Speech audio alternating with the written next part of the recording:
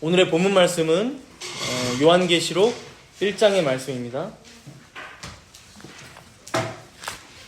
신약성경 399페이지에 있습니다.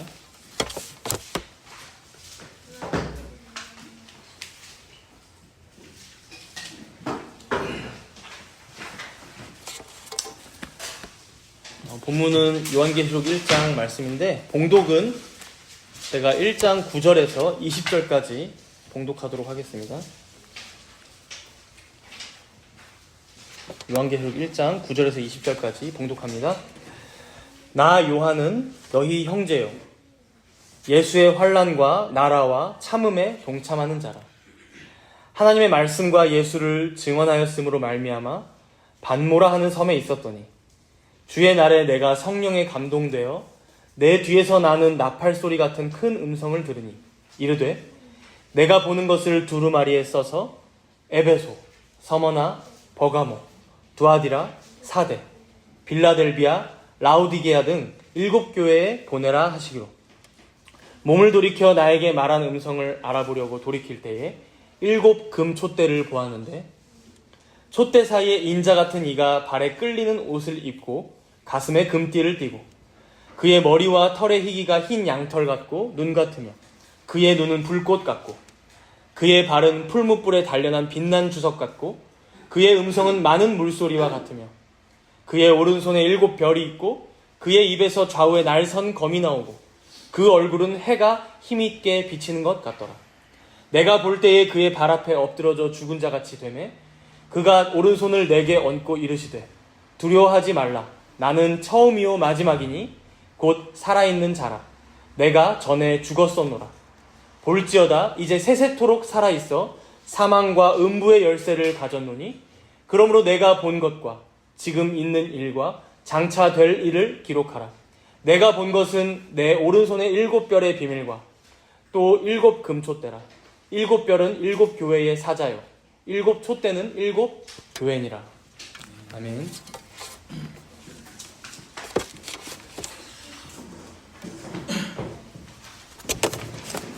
네, 요한계시록. 요한계시록은 그 이름에서도 우리가 알 수 있듯이 예수님께서 아주 사랑하셨던 제자, 바로 사도 요한이 기록한 책입니다. 방금 제가 봉독하기 시작했던 9절 마지막 부분을 한번 보시면 이 사도 요한이 이 책을 어디서 기록했는지 알려주고 있죠. 반모라 하는 섬에서 기록했다라고 말씀합니다. 오늘 주보에 나와 있는 지도를 한번 여러분들 보세요. 주보 지도에 보시면 다 영어로 되어 있지만 반모섬은 표시가 안 돼 있어서 제가 반모섬이라고 따로 기입해서 넣었는데요. 왼쪽 하단에 있죠. 좌측 하단에. 지금 여기 나와 있는 이 지도는요. 지금의 터키, 튀르키예라고 요즘에는 다 명명하죠. 그 지역입니다. 근데 거기 앞바다 쪽으로 섬이 아주 짜잘하게 많은데 그 중에 하나가 반모섬. 그래서 파트모트 섬이라고 지금도 실제 이 이름으로 그 섬이 있습니다. 사도 요한이 이 섬에 가서 이 요한계시록을 기록했다는 것이죠. 다음으로 우리는 이 요한계시록이 그렇다면 사도 요한이 지었으니까 요한이라고 붙은 건 알겠는데 왜 계시록인가 싶을 수 있죠. 본문 1절을 한번 보십시오. 본문 1절을 보시면 예수 그리스도의 계시라, 원문으로 보면 계시라라고 하면서 처음에 시작합니다. 여러분, 계시가 뭡니까? 계시? 제가 손에 만약에 어떤 물체를 쥐고 있는데 이걸 안주머니에 넣고 여러분들에게 보여주지 않고 있다고 생각해 봅시다. 그럼 여러분들은 맞출 수가 없죠. 보이지 않으니까. 근데 제가 이걸 꺼내서 손을 펴서 여러분들에게 이 안에 있는 걸 보여준다면 여러분들은 이제 이 안에 있는 게 무엇인지 보게 될 거예요. 그렇죠? 이게 바로 계시입니다, 여러분. 드러내서 보여주다. 밝혀지다. 그래서 알려주다. 이런 내용이 바로 계시입니다. 그러면 이제 뭐가 감춰져 있다가 드러나고 보여졌나 이어서 봤더니 1절에 이렇게 말씀합니다. 예수 그리스도의 계시라. 이는 하나님이 그에게 주사 반드시 속히 일어날 일들을 그 종들에게 보이시려고 그의 천사를 그 종 요한에게 보내어 알게 하신 것이라. 하나님께서 사도 요한에게 계시로 알려주신 내용이 무엇이라고 합니까? 이는 하나님이 그에게 주사 속히 일어날 일들을 그 종들에게 보이시려고. 그러니까 요한이 살고 있는 그 시대가 있었잖아요. 근데 그 시대 이후에 일어날 일들, 속히 일어날 일들을 그 종들에게, 먼저는 종인 사도 요한에게 혹은 종들인 모든 교회의 성도들 가운데 알려주려고 사도 요한에게 먼저 계시로 보여줬다라고 말씀합니다. 그러니까 하나님의 뜻을 품에서 꺼내어 드러내셨다, 알려주셨다, 이런 거죠. 그래서 우리가 앞으로 계시록 말씀을 쭉 보면 아시겠지만 오늘 본문 10절도 여러분들 한번 눈으로 보세요. 10절입니다. 10절에 보니까 이런 말씀이 나오죠. 주의 날에 내가 성령에 감동되어 내 뒤에서 나는 나팔소리 같은 큰 음성을 들으니. 여기서 이제 주의 날이라고 하는 것은 아마 오늘 같은 주일이라고 보여집니다. 그러니까 주일에 성령의 감동이 되어서 나팔소리 같은 큰 음성이 들려오는 거예요. 그리고 그 음성의 내용이 지금 이제 여러분들 보통 성경책 가지고 계시면 갈색으로 되어 있는 부분은 다 예수 그리스도의 음성이라고 보시면 됩니다. 그러니까 그 음성이 이제 있는 것처럼 그 내용이 11절에 있고, 또 이어서 12절에 보시면 12절부터는 쭉 이제 눈으로 보는 내용들이 나옵니다. 그래서 환상처럼 사도 요한 앞에 신기한 광경들이 펼쳐지고 있는 거죠. 그래서 여러분, 우리가 계시록 내용이 읽어보신 분들은 있을 거예요. 그런데 좀 난해하고 어렵게 느껴지는 이유가 바로 이런 이유 때문입니다. 이제 이런 내용들 때문이에요.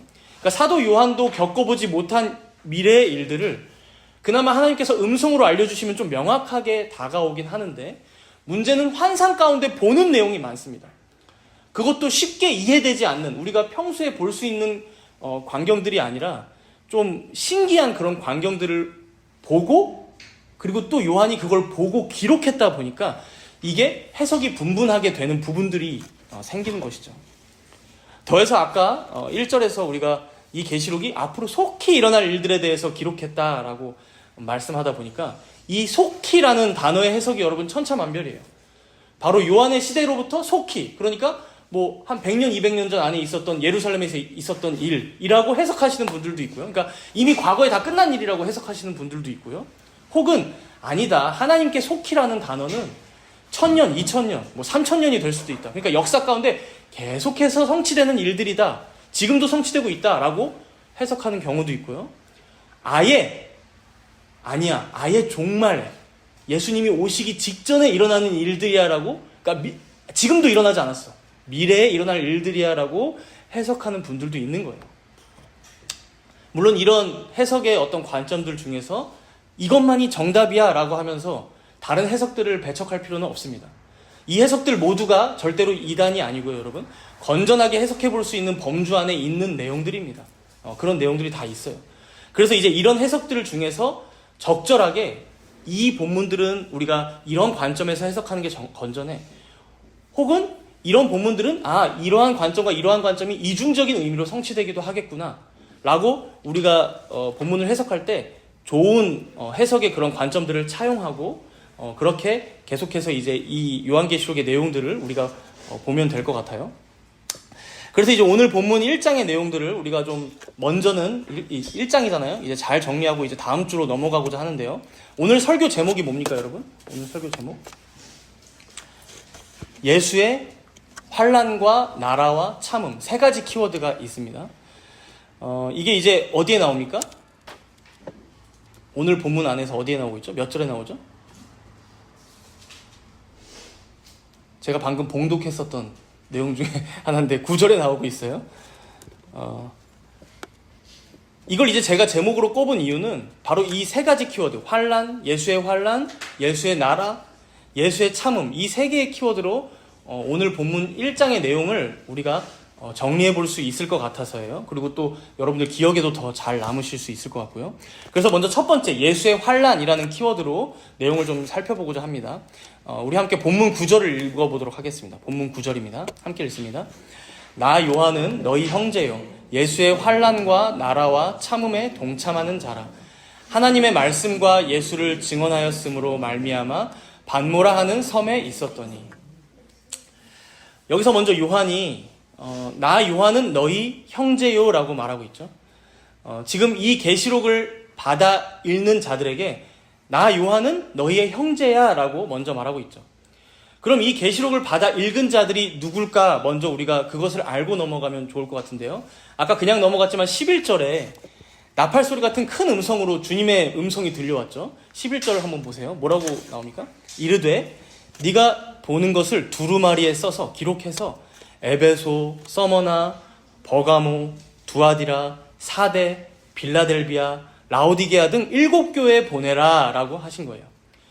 그러니까 하나님께서 반모섬에 있는 요한에게 왜 음성으로, 지금 환상으로 계시하고 계시는가 보니까 이걸 잘 기록해서 7교회에 보내라 라고 말씀하시는 거예요. 여러분 오늘 주보지도 한번 보세요. 주보지도. 여기 보면 별표 쳐져 있는 지역이 총 7군데예요. 그래서 왼쪽 밑에서부터 영어로 되어 있지만 에페수스라고 되어 있죠. 거기가 이제 에베소입니다. 그래서 에베소, 서머나, 시계 방향이에요. 버가모, 두아디라, 사데, 빌라델비아, 라오디게아. 별표로 쭉 나와 있는 지역들이에요.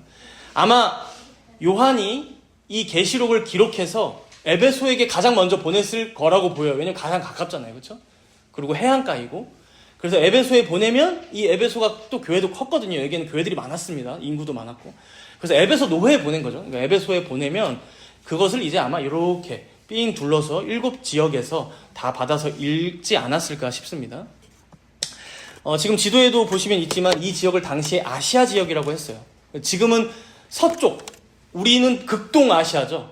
일본, 한국, 뭐 중국, 그렇죠. 근데 여기는 서아시아입니다, 지금은. 그래서 완전 서쪽에 유럽과 딱 맞닿아 있다 해서 서아시아, 이제 터키 지역이지만요.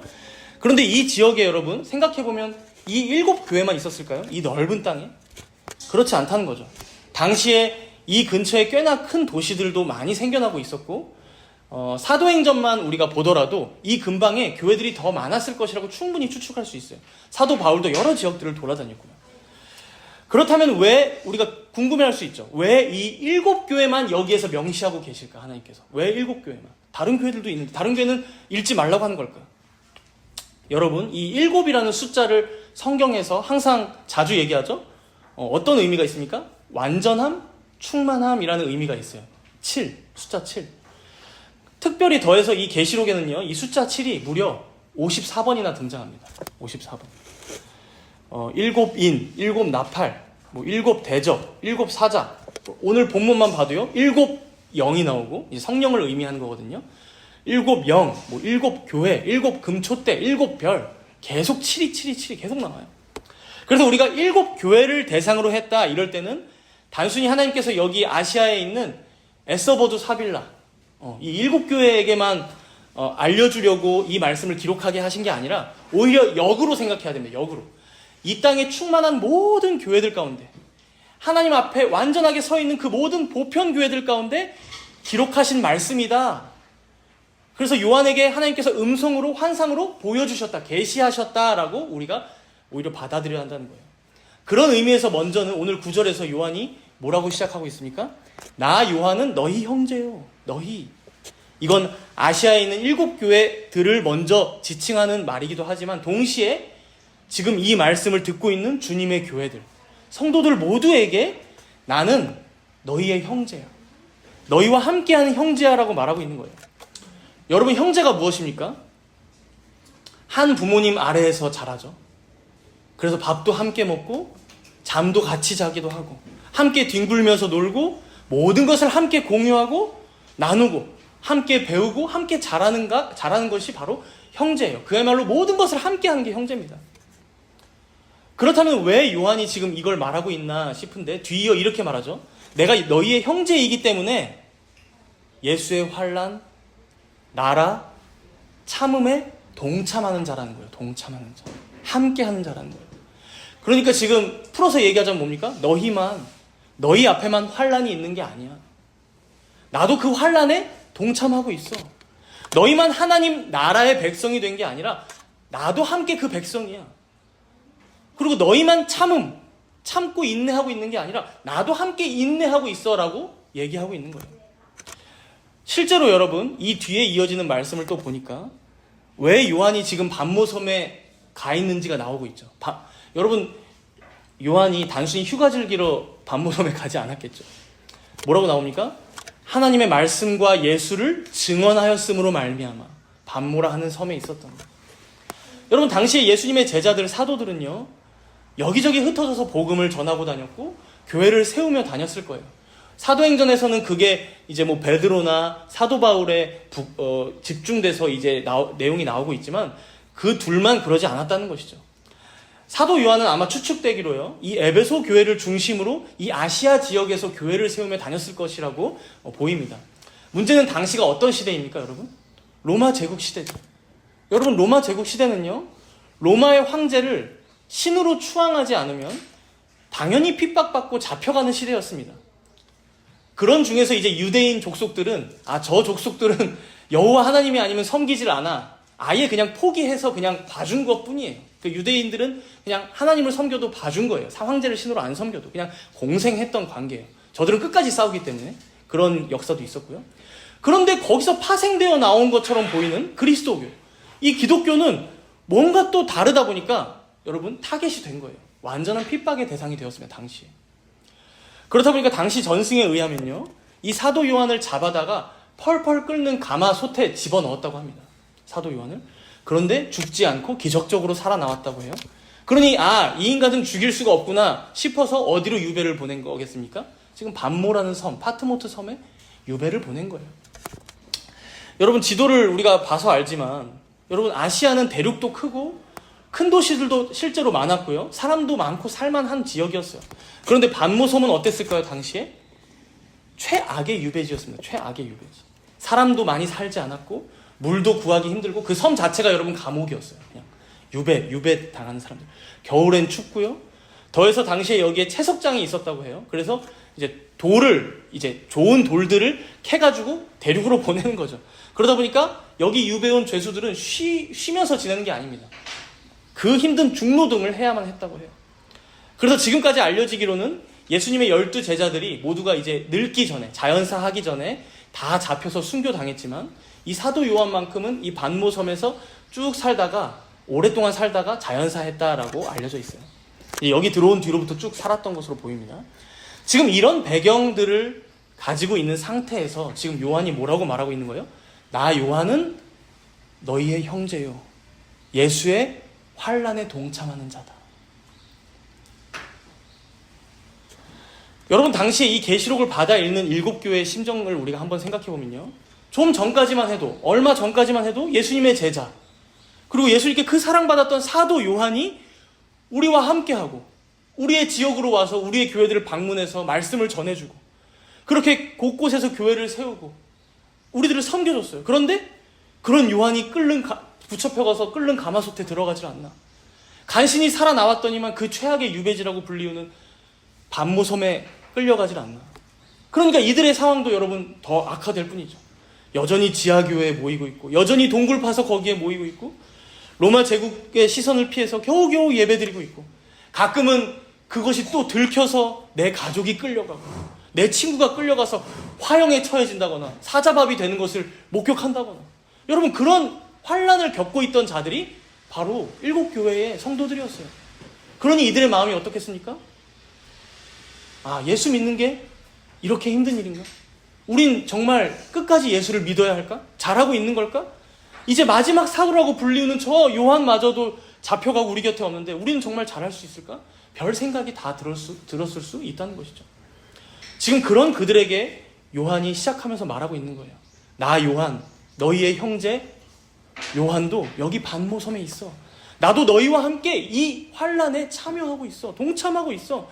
함께 공유하며 함께 아파하며 함께 너희와 이 환난을 짊어지고 있어.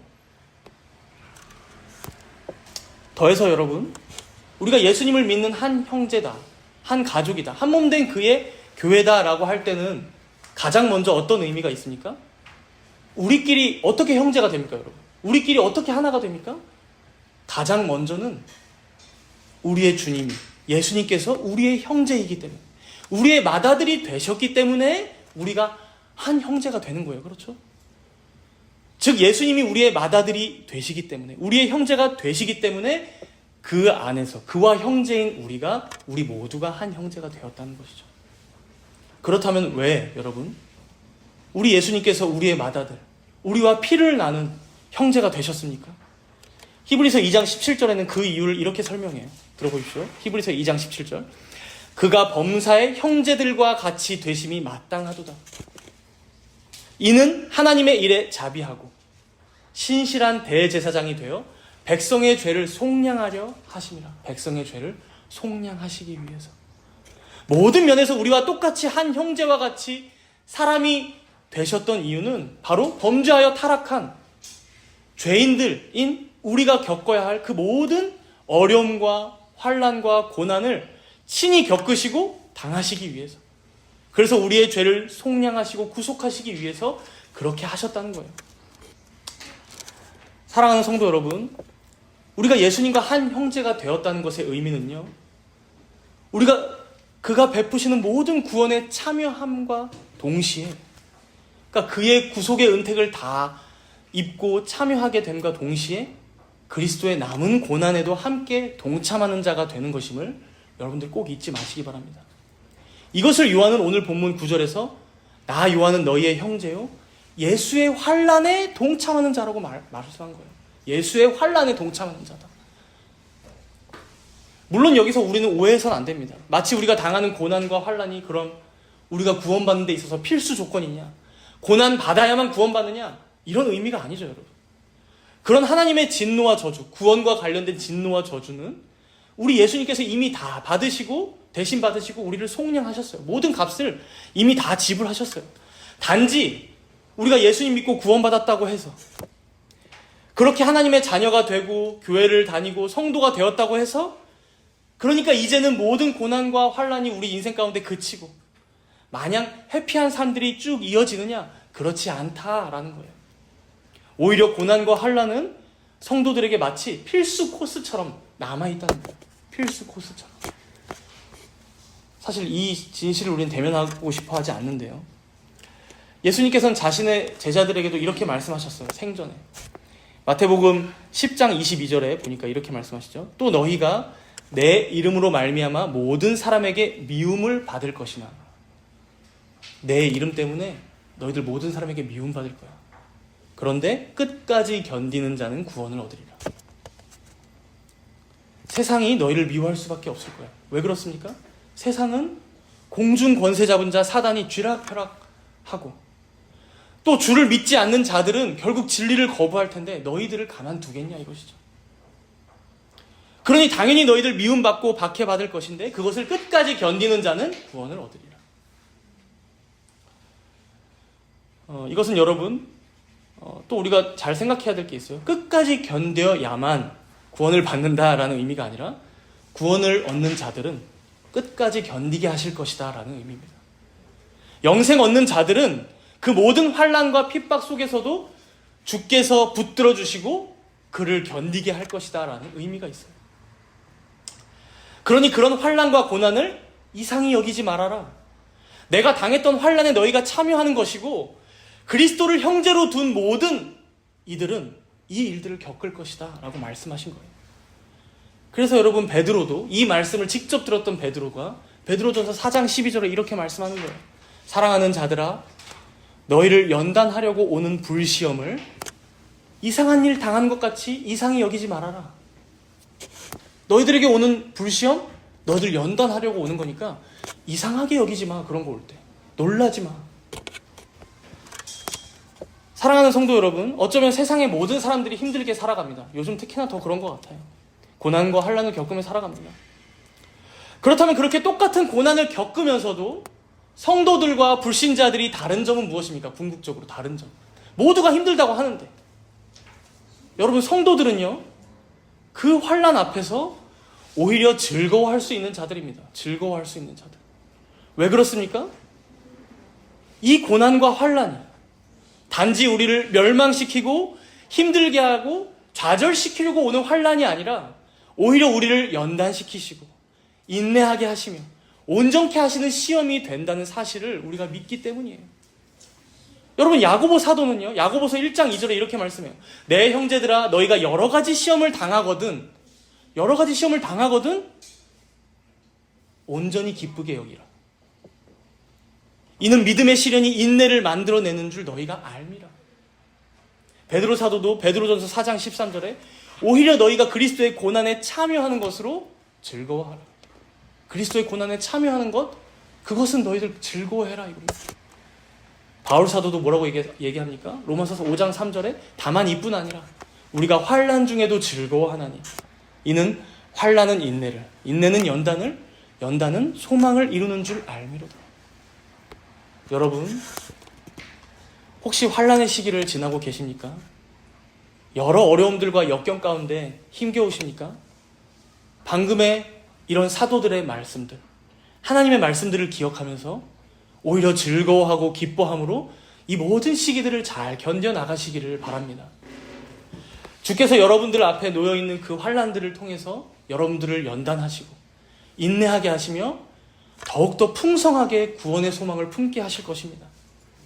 그 모든 과정들을 부족하고 연약한 우리들을 더욱 강하게 하시기 위하여, 온전케 하시기 위한 수단으로 사용하고 계심을 여러분들 잊지 마시기 바랍니다.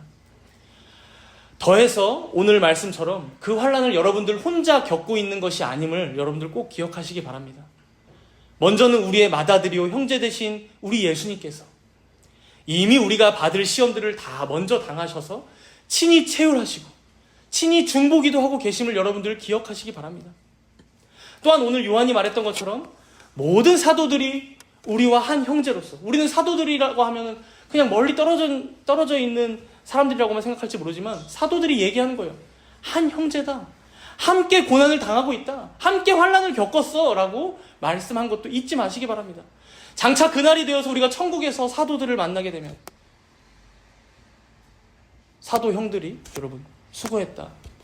너희들 참 인생 쉽지 않았지? 그래도 너희들 참 고생 많았어. 격려해 줄 것입니다. 아브라함이 그리고 다윗이 와서 여러분들 수고했다고 다 등 토닥여 줄 거예요. 그리고 지금 여러분들 옆에 한 형제된 한 몸된 지체들도 있지 않습니까? 당시에 7교회가 서로가 그러했듯이 우리도 함께 이 환난을 겪어나가고 또 함께 이기고 승리하는 자들이 우리 곁에, 우리 교회 안에 이렇게 함께 있음을, 그것을 기억하시면서 여러분들 서로를 응원하고 기도하는 우리 정담은 교회가 되기를 소망합니다. 이제 다음 키워드예요. 예수의 나라에 동참하는 것이 무엇인지 살펴봅니다.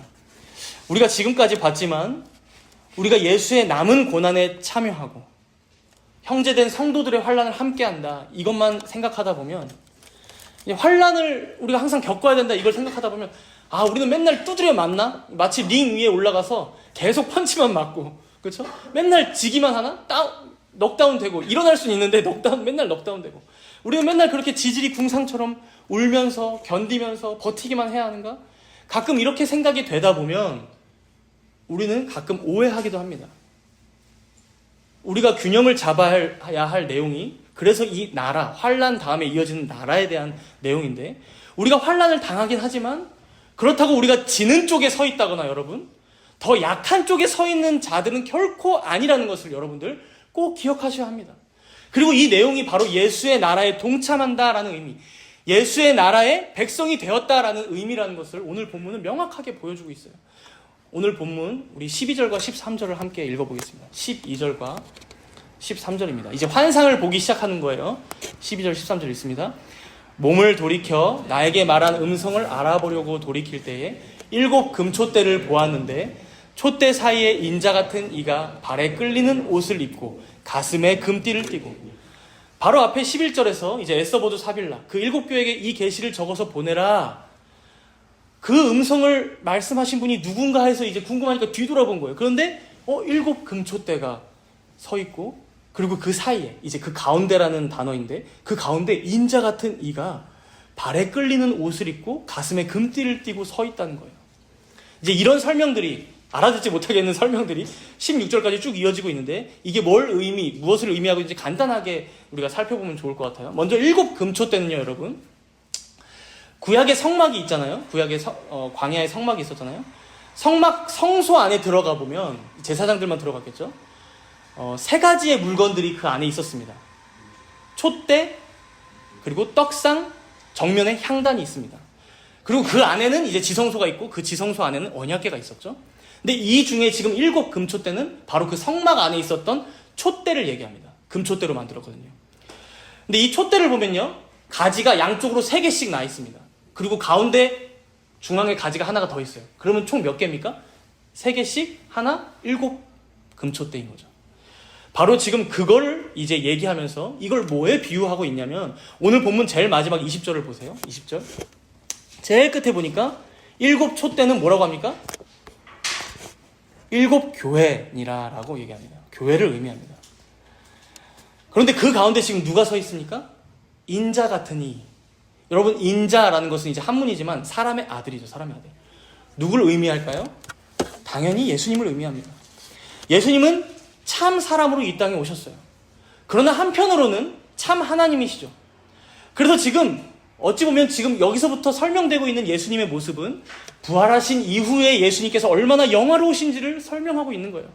인자, 그러니까 사람 같긴 한데 뭔가 너무 다른 모습인 거죠. 그래서 그의 입으신 옷을 봤더니 발에 끌리는 옷에 가슴에 금띠를 띠셨어요.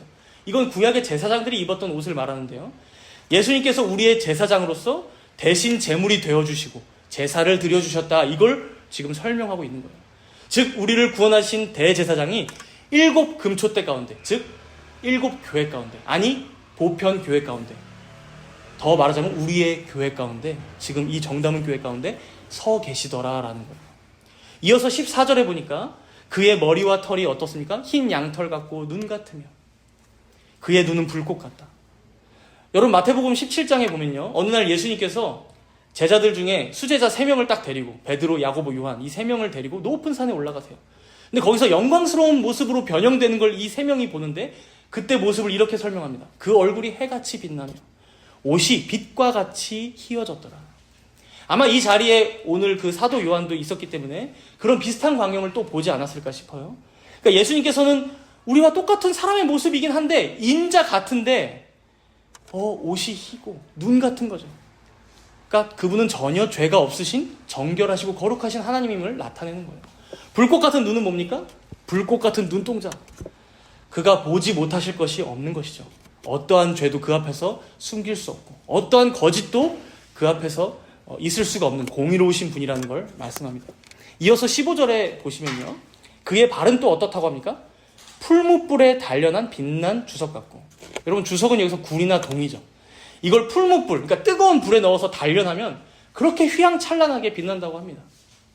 당시에 이 구리가 어디에 쓰였나 보면 청동이잖아요. 그래서 무기나 그 다음에 보통 화폐, 동전을 만드는 데 쓰였다고 해요. 그래서 이 빛나는 주석 같은 발은 바로 이 무기의 힘 혹은 돈의 어떤 능력, 이런 영광들, 그리스도에 범접할 수 있는 이런 힘과 능력, 그 영광을 의미한다고 볼 수 있어요. 이어서 그의 음성은 많은 물소리와 같다라고 얘기해요. 이건 시편 93편 4절에 보면요, 이런 말씀이 있어요. 높이 계신 여호와의 능력은 많은 물소리와 바다의 큰 파도보다 크니이다. 그러니까 하나님의 능력이 얼마나 크신지 그 말씀의 능력에 대해서 알려주고 있는 거예요. 그리고 이어서 또 16절에 보시면 그의 오른손에 뭐가 있습니까? 7별이 있다고 얘기해요. 7별. 여러분 7별은 또 마지막에 20절에 보면 나와요. 뒷부분에 보니까 7별은 또 뭐라고 합니까? 7별의 사자요. 7별의 사자. 이 사자가 라이언이 아니라 여러분 엔젤, 앙겔로스라고 합니다. 헬라어로는. 그런데 이게 사실은 먼저는 천사라는 의미가 있어서 7교회의 천사인가 싶기도 하지만 여기서는 이제 교회의 지도자들, 직분자들을 의미하는 것으로 우리가 해석해야 할 것 같아요. 그렇다면 그리스도께서 7 금초대, 즉 교회 가운데 서 계신데 무엇을 손에 붙잡고 계세요? 교회의 지도자들, 직분자들을 손에 붙잡고 계신 거예요. 지키고 계신 거예요, 여러분. 다스리고 계신 거예요. 그리고 그의 입에선 좌우에 날성검이 나온다고 해요. 여러분 히브리서 4장 12절에 똑같은 말씀이 나오죠. 하나님의 말씀은 살아있고 활력이 있어 좌우에 날선 어떤 검보다도 예리하여 혼과 영과 및 관절과 골수를 찔러 쪼개기까지 하며. 이 검과 같은 말씀, 입에서 나오는 그 말씀으로 구원할 자들을 구원하시고, 그러니까 죽어있던 자들을 다시 일으키시고, 회개하게 하실 일을 회개하게 하시고, 심판하실 자들은 심판하신다라는 말씀입니다. 그렇죠? 그리고 마지막이에요, 여러분. 그 얼굴은 해가 힘있게 비치는 것 같더라. 아까 변화산에서 예수님의 얼굴이 그러기도 했지만, 여러분 여기 마지막까지 이런 내용들을 쭉 보니까 어떻습니까? 이분은요, 여러분 우리가 더 이상 흔히 생각하듯 초라하고 궁색하고 볼품없는, 힘없이 고난당하고 채찍맞고 갖은 모욕을 당하시는 그런 행색의 예수님이 아니에요. 가끔 여러분들 세계적인 명화나 그리고 우리가 주일학교 아이들 가르치려고 만드는 어떤 그런 짤들이 좀 우리에게 어떤 오해를 불러일으킬 때가 바로 이거예요. 우리가 항상 생각하는 예수님의 이미지는 뭐예요? 패션 오브 크라이스트에 피 흘리고 계신 예수님이에요. 항상 힘들어하고 계시고 지쳐 계시고 목말라 하시고 물 좀 달라고 하시고 주려 하시고 그리고 다 발가벗겨져서 모욕을 당하시는 예수님. 맞아요, 여러분. 그러한 모습이 있으셨기 때문에 우리를 구원하신 것 맞아요. 그러나 여러분, 오늘 사도 요한이 본 광경들은 무엇을 우리에게 알려주고 있습니까? 이 예수님께서는 부활하신 이후에 온 몸이 휘황찬란한 영광으로 충만하신 분이 되셨다는 거예요. 그리고 그의 음성은 많은 물소리와 같기도 하고 그의 말씀은 좌우의 날선 검과 같이 예리하시고 그의 눈은 불꽃 같고 그의 얼굴은 해와 같이 빛나고 있다는 거예요. 이제는 감히 우리가 쳐다볼 수도 없는 영화로움으로 가득하신 온 세상과 만물을 자신의 손에 붙들고 운용하고 계시는 만왕의 왕의 모습으로 지금 살아서 역사하고 계신다라는 거예요. 그래서 여러분, 지금 요한이 묘사하는 이 말들을요, 구약에서 다 이어서 가져올 수 있거든요. 뭐 다니엘서나 스가랴서나 이사야서나 다 가져온 것들이에요. 사실은 다 가져온 이미지들이에요. 보통 구약에 보면 누구를 묘사할 때 이 말씀들을 썼냐면요, 여호와 하나님의 모습을 묘사할 때 쓰이는 말씀들이에요. 그런데 이제는 아무렇지 않게 그게 누구에게 묘사되고 있습니까? 성자 예수님께. 물론 사실 그는 이미 하나님이셨어요. 그렇죠? 이미 성육신 하시기 이전부터, 처음부터 그는 하나님이셨습니다. 그런데 그가 우리와 똑같은 사람의 몸을 입고 이 땅에 나셨다. 우리가 이 내용들을 많이 공부하고 이거에 집중하다 보니까 어떻게 해요? 우리는 지금도 예수님이 맨날 눈물만 흘리시면서 내 형제들, 내 백성들 어떻게 하지? 그러면서 기도하고 간구하는 분으로만 생각하기 쉬운 거예요. 그러나 그렇지 않다는 거예요, 여러분. 우리 예수님은 그렇게 나약하신 분이 아니라는 거예요. 뭘 어쩌지 못해서 안타까워만 하고 계신 분이 아니라는 거예요. 이어서 본문 17절에 그래서 뭐라고 말씀합니까? 본문 17절에 우리 다 같이 17절을 읽도록 하겠습니다. 내가 볼 때에 그의 발 앞에 엎드러져 죽은 자 같이 되매 그가 오른손을 내게 얹고 이르시되 두려워하지 말라. 나는 처음이요 마지막이니. 그 영광이 얼마나 충만한지 사도 요한이 이 광경을 보고 그의 발 앞에 엎드러져서 죽은 자 같이 될 수밖에 없었다는 거예요. 그런데 그런 중에 주님께서 오른손을 요한에게 얹고서 뭐라고 말씀하고 계세요? 두려워하지 말라. 나는 처음이요 마지막이니. 더 두려운 말이에요. 더 두려운 말. 처음이요 마지막이니. 그러면서 18절을 말씀하고 계십니다. 우리 함께 18절도 읽겠습니다. 곧 살아있는 자라 내가 전에 죽었었노라. 볼지어다 이제 세세토록 살아있어 사망과 음부의 열쇠를 가졌노니. 전에는 우리를 위해 죽으셨었죠. 죽었었노라. 심지어 장사되었고 사망의 권세 아래 잠깐 놓였을 때도 있었다. 우리의 구원을, 너희의 구원을 이루기 위해서. 그러나 지금은 어떠하냐? 살아있는 자라. 볼지어다 이제 세세토록 살아있어 사망과 음부의 열쇠를 내가 가졌다.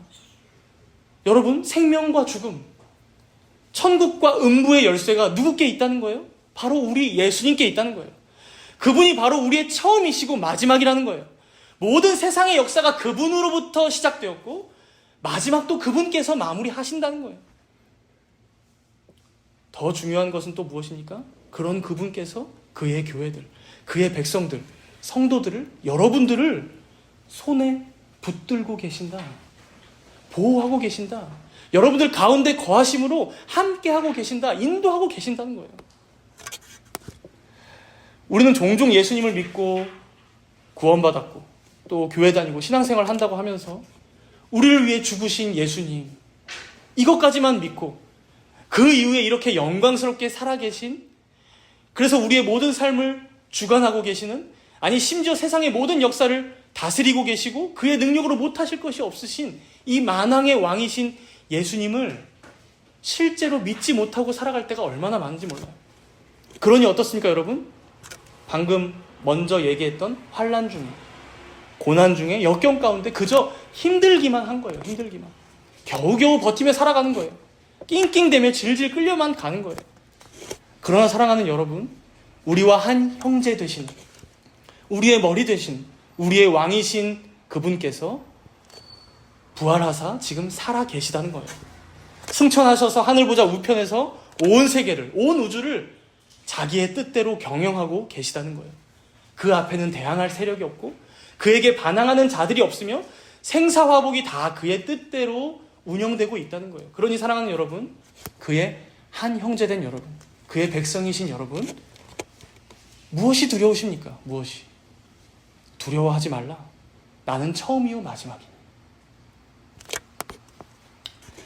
우리는 이제 바로 이 믿음 가운데 우리의 남은 인생들을 인내하며 그리고 참으며 살아가는 거예요. 그래서 마지막 키워드죠. 예수의 참음에 이 믿음을 가지고 동참하는 겁니다. 우리가 앞으로 와서 본문 2절을 한번 보십시오. 오늘 계시록 1장 2절이에요. 요한은 하나님의 말씀과 예수 그리스도의 증거, 곧 자기가 본 것을 다 증언하였느니라. 그러니까 요한은 자기가 듣고 보고 하는 모든 것들, 예수 그리스도의 계시를 다 이 계시록에 증언하고 기록했다고 해요. 그런데 이 계시를 그럼 우리가 어떻게 받아들여야 하냐? 3절에 이어서 친절하게 이렇게 알려주고 있어요. 우리 함께 3절을 읽도록 하겠습니다. 이 예언의 말씀을 읽는 자와 듣는 자와 그 가운데 기록한 것을 지키는 자는 복이 있나니 때가 가까움이라. 여러분, 여기서 읽는 자는 단수예요. 그러니까 한 명이 읽는 거예요. 듣는 자는 복수예요. 여러 명이 듣고 있는 거예요. 당시에 성경은 여러분 두루마리로 이렇게 우리처럼 책으로 다 갖고 있지 못했죠. 그러다 보니까 다 같이 교회에 모이면 지금도 목회자가 그렇게 하지만 한 명이 성경 낭독하는 사람이 있어서 혼자 나와서 읽는 자가 있고 듣는 자들이 있었던 거예요. 회중들은 다 들었던 것이죠. 그런데 이걸 예배 가운데 듣는 것에서 끝나지 않고 어떻게 하라고요? 지키는 자는 복이 있나니 때가 가까움이라. 지켜야 한다는 거예요. 바로 이것이 여러분 우리의 참음의 시간, 인내의 과정, 견딤의 여정이 된다는 거예요. 사랑하는 성도 여러분, 또 참으라고 하는구나 하면서 마음이 힘드실지 모르겠습니다. 그러나 우리가 앞에서 봤잖아요. 우리가 어느 나라의 백성입니까? 그 영광스럽고 전능하시며 온 세상 만물을 다스리고 계시는 예수 그리스도를 왕으로 섬기는 그 나라의 백성들이에요. 하나님 나라의 백성들이에요. 그 나라의 백성들이기에 환난 가운데 우리가 견디고 참는 것은 여러분 결코 헛되지 않다는 것입니다. 우리 주님은 심지어 그때가 가까웠다라고 말씀하세요. 그러니 하나님의 말씀을 읽고 들은 대로 더욱 지키며 인내하며 살아라. 그것이 너희의 복이다. 너희에게 그것이 가장 큰 행복이요 만족이 될 것이다 라고 말씀하고 계신 거예요. 우리 본문 7절과 8절을 함께 읽어볼까요? 이제 7절 8절을 읽고 마치면 좋을 것 같은데요. 볼지어다 그가 구름을 타고 오시리라. 각 사람의 눈이 그를 보겠고 그를 찌른 자들도 볼 것이요 땅에 있는 모든 족속이 그로 말미암아 애곡하리니 그러하리라. 아멘. 주 하나님이 이르시되 나는 알파와 오메가라. 이제도 있고 전에도 있었고 장차 올 자요 전능한 자라 하시더라. 여러분, 어떠한 사람들이든 이것을 믿든지 믿지 않든지 여러분 여기 기록된 말씀은 진리입니다.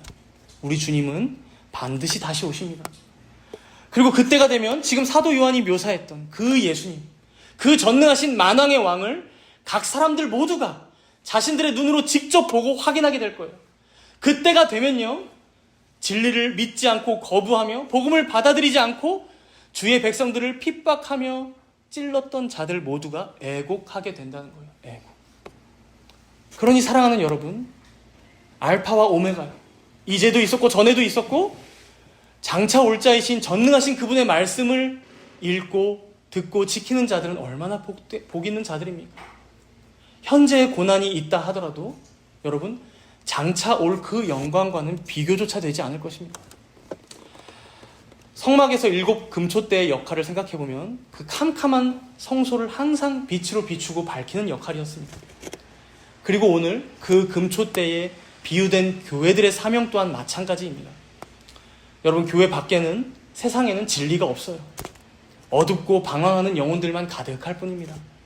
그러니 이 진리를 알고 믿고 따르는 우리들이 이 빛을 따라 살지 않는다면, 이 빛을 바라며 살지 않는다면, 이 사명을 교회가 다 하지 않는다면 어떻게 되겠습니까? 사랑하는 여러분, 우리 주님이 다시 오실 때까지 성도된 우리의 사명이 무엇인지, 교회된 우리들의 역할과 존재의 목적이 무엇인지 잊지 마시기 바랍니다. 그저 세상에서 잘 먹고 잘 사는 것이 우리가 숨쉬고 살아가는 목적이 아니에요. 우리는 어두운 세상에 빛을 비추고 썩어져가는 세상을 향해 소금을 치며 하나님의 영광을 드러내는 자들임을 꼭 기억하시기 바랍니다. 지금도 살아계셔서 7 금초대 가운데 함께 하시는 우리 주님이 여러분들을 붙잡고 지키시고 보호하고 계심을 꼭 기억하면서 다가오는 한 주간도 말씀 가운데 승리하시는 여러분들 모두가 되시기를 소망합니다. 함께 기도하도록 하겠습니다.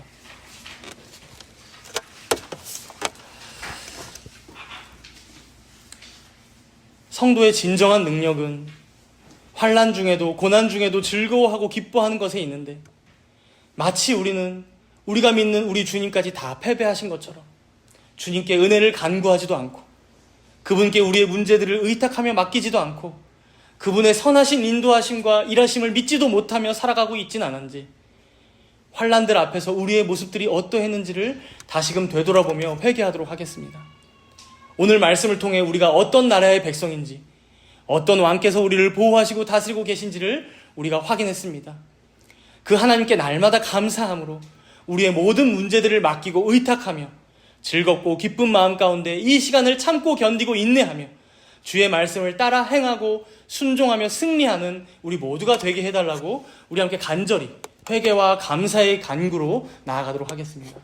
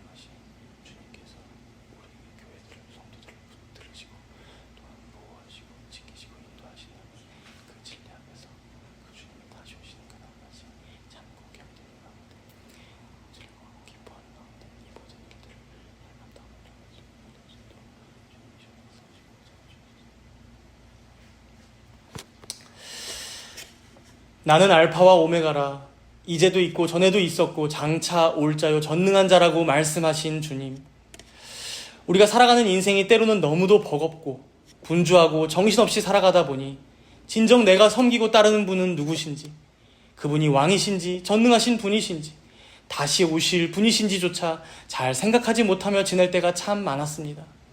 이제 요한계시록의 말씀을 통해 주께서 세세하게 알려주신 말씀들을 우리가 기억합니다. 우리 주님은 우리를 위하여 전에 죽으셨었으나 지금은 살아계시며 이제는 세세토록 살아있어 사망과 음부의 열쇠를 가지신 전능하신 하나님이심을 우리가 믿습니다. 그런 주님께서 이런 미천한 우리들을 형제라 부르기를 부끄러워하지 않으시고 한 명 한 명 택하사 부르시고 구속하셨을 줄을 믿습니다. 하오니 주님, 그 영광스러운 부르심에 합당하게 살아가기 위해 애쓰는 우리 모두가 되게 하여 주시옵소서. 구원받기 위해 애쓰는 자들이 아니라 이미 구원하신 그 은혜에 너무도 감사하여 당신의 구속의 유익을 우리가 값없이 누렸던 것처럼 때로는 세상에서 당신을 믿는다는 그 이유 하나만으로 박해당하는 때가 오더라 하더라도 감사로 기쁨으로 견디고 인내할 수 있는 우리 모두가 되게 하여 주시옵소서. 속히 다시 오신다 말씀하신 주님, 하루가 1000년 같고 1000년이 하루 같은 주님 앞에서 이 속히가 어떤 물리적인 시간의 의미일지 우리는 다 알지 못하지만, 그러나 주님은 속히 오시기 위해 지금도 속히 일하고 계심을 우리가 믿사오니 그 하나님의 열심을 우리가 바라보며 이 믿음을 끝까지 잃지 않고 견디며 승리하는 여기 모인 모든 주의 백성들 될 수 있도록 주여 은총을 내려 주시옵소서. 이 모든 말씀 감사드리오며 우리 주 예수 그리스도의 이름으로 기도드리옵나이다. 아멘.